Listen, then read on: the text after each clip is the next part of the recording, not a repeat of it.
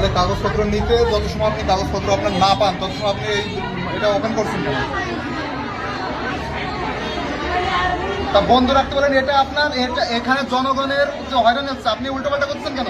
আর আপনি এখন মোবাইলেই করছেন। আপনার কাগজপত্র যখন ডকুমেন্টস নাই ওই টেবিলে, তখন আপনি কাজ করবেন কেন?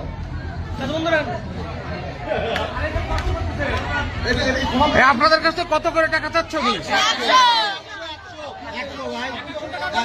100 টাকা। হ্যাঁ বলেন।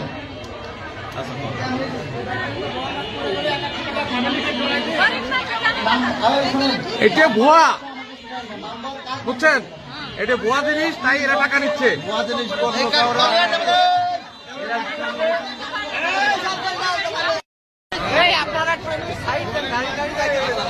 আমাকে টাকা দিতে টাকা দেবেন